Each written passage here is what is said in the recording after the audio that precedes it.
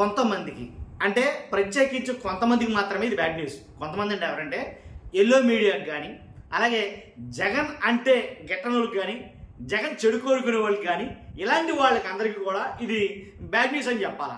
కొంతమందికి good news. ఎలాగంటే జగన్ గారి అభిమానులకి కానీ, అలాగే జగన్ గారికి కానీ, ఇలా మిగిలిన వాళ్ళందరూ కూడా గుడ్ న్యూస్ అని చెప్పాలా.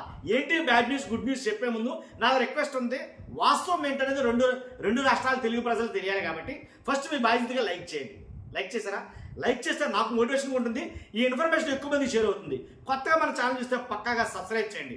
మీ అమూల్యమైన అభిప్రాయాన్ని కామెంట్ రూపంలో తెలియజేయండి.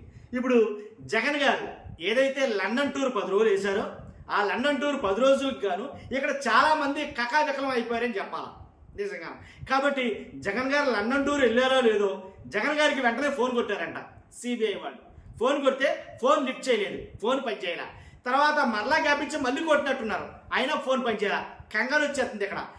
తర్వాత మరలా వెంటనే మరలా కొడితే అలాగా 3 సార్లు ట్రై చేస్తే జగన్ గారు ఫోన్ కలవలేదంట. అంతే, ఇక ఆగ మేఘాల మీద ఒక మెమో, ఓ ఛార్జ్షీట్ దాఖలు చేసి సిబిఐ కోర్టులో దాఖలు చేస్తారు. దాన్ని ఏంటంటే జగన్ గారు సిబిఐకి ఇచ్చిన ఏదైతే ఫోన్ నెంబర్ ఉందో అది తప్పు ఫోన్ నెంబర్ ఇచ్చాడు, కాబట్టి ఆ నెంబర్ పనిచేయని నెంబర్ ఇచ్చారు.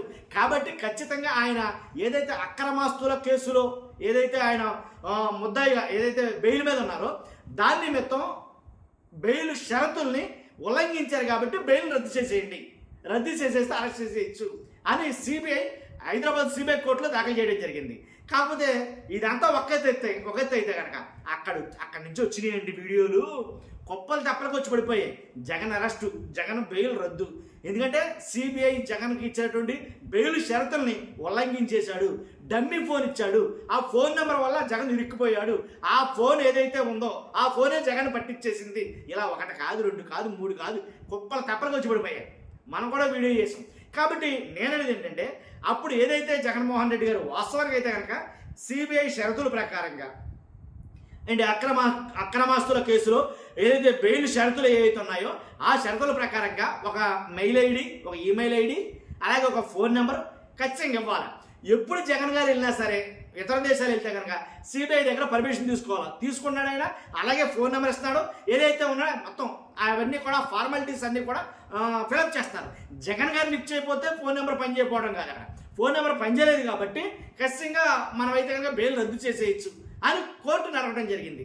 కోర్టు మొత్తం ఇవన్నీ విషయాలన్నీ గ్రహించిన తర్వాత అబ్బాయి ఈ తౌలి పని ఏం కాదు, ఇది ఫోన్ పని చేయకపోతే ఏమైంది అని అన్న తర్వాత జగన్ గారు లాయర్లు ఫోన్ దాకా ఎందుకంటే జగన్ గారే వచ్చేయారు కదా అని ఒక్క ముక్కతో తగ్గుడారు. అక్కడ ఆల్రెడీ లండన్ టూర్ ముగించుకుని జగన్ గారే వచ్చేసారు కదా, ఇంకా ఫోన్ నెంబర్లు కూడా ఆ కేసు ఇంకెందుకు, ఇంకా చెల్లుబాటు ఎలా అవుతుంది కేసు అది అని అంటే ఇంకేముంది, ఇంకా జగన్ గారు వచ్చేయారు కదా, ఇంకా ఫోన్ పనిచేద్దంతా పని చేయకపోతే ఎంత అని అంటారు మన లాంగ్వేజ్లో. అని అంటే కనుక కేసుని కొట్టేయడం అయితే జరిగింది. ఇది జరిగింది, అర్థమైందా? దీనికోసం తెగ మల్లగొల్లలు పడిపోయారు కదండి నిజంగా. ఎలా అంటే జగన్ గారు ఇచ్చినటువంటి ఫోన్ నెంబరు సరైన ఫోన్ నెంబర్ కాదు, లిఫ్ట్ చేయకపోతే సరైనది కాదనా? కాదే జగన్ గారికి ఫోను అసలు ఉంటుందా అని అంటే కనుక దీని మీద ఒక వితండవాదం.